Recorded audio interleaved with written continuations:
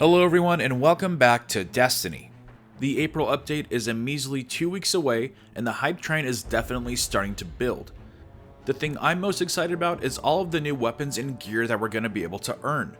We're going to learn a lot about the new weapons and gear on Wednesday during Bungie's stream, but there are a few things that are very likely to happen once the update drops. Aside from the obvious endgame weapon set, there's a good chance that we will be getting a refreshed stock of all of the faction vendors, as well as the Vanguard and Crucible Quartermasters. You will no doubt want to get your hands on some of this new vendor gear as soon as the update drops, so I've compiled 3 tips to help you get a ton of new gear right out of the gate. The first tip is to edge up. If you're a Destiny veteran, you know the value of edging up. This means that you gain enough reputation so that you're only about 100 to 200 points away from ranking up.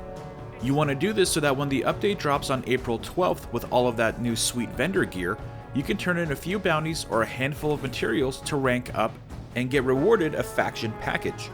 And if RNG is on your side, you will land a sweet new weapon. This is a little trickier in year 2 now that you can only pledge allegiance to one faction per week.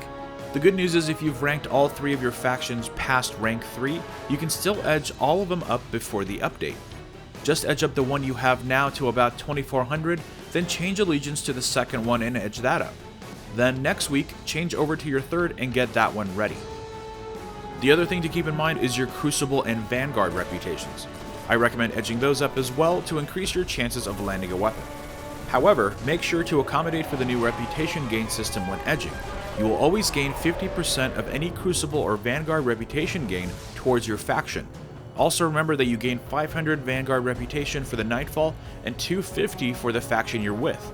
So keep that in mind when calculating your reputation gains. Tip number 2 is to save up. It's time to save up your currencies. In case those faction packages don't yield anything of interest, you can take control of your destiny by buying whatever you want from the vendors yourself. For this you will need many legendary marks, and with a cap of 200 it can be a bit tough. The way around this is to stockpile your extra legendary drops instead of dismantling them. Think of it as legendary stock that you can cash in later, so stuff your vault full of legendaries. I personally have a very full vault, so I'm stockpiling my extra legendaries on one of my alts. If you have only 1 or 2 guardians, it might be worth creating another for the sole purpose of keeping your extra items. This is also referred to as a mule. Another thing to save up is your glimmer. It's a good idea to cap your glimmer just in case you need to invest in anything that may be holding you back. Also, there's a chance that we may be getting some new gunsmith packages, so having some extra glimmer will come in handy. A neat trick is to save any silken codices, axiomatic beads, network keys, or house banners you collect and keep them in your vault as a sort of savings account. If you are raiding every week, that's a great way to get glimmer. Just grab a ghost with cleansing ritual, which will give you a lot of glimmer for killing Hive. Lastly, save up your strange coins.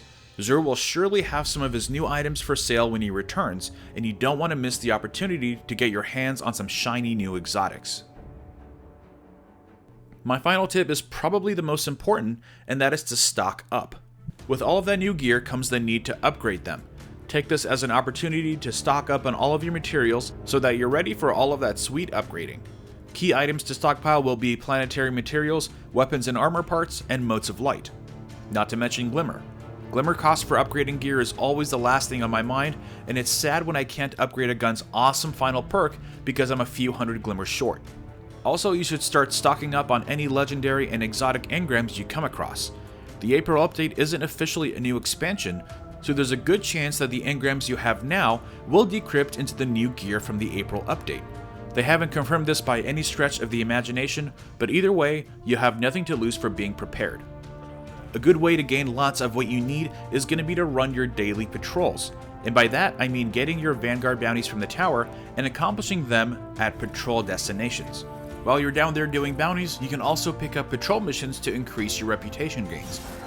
It's not a very glamorous activity, but I find it very relaxing and borderline therapeutic. Another great way to stockpile items is going to be to run through the Vanguard and Crucible playlists. You'll gain lots of reputation and rare quality loot that can be dismantled for even more parts. The next thing to stockpile are going to be your runes. Remember that Bungie has mentioned that the Court of Oryx will become very relevant again, as it will be able to drop artifacts at up to 335 light. You can expect the court to become very popular come April, so spend some time and charge up as many antiquated runes as you can to increase your chances. Remember that charged runes can't be transferred between characters, so plan accordingly. I hope these tips will help you get ready for the April update. I personally will be doing all of the above, so let me know in the comments if you have any questions. It looks like Bungie is lining up a lot of cool things for us to earn come April 12th, so set yourself up for success and get to grinding. You'll be thankful you did. Anyways, drop a like if you can, every thumbs up makes a difference. Subscribe for more Destiny content, and I will see you all next time.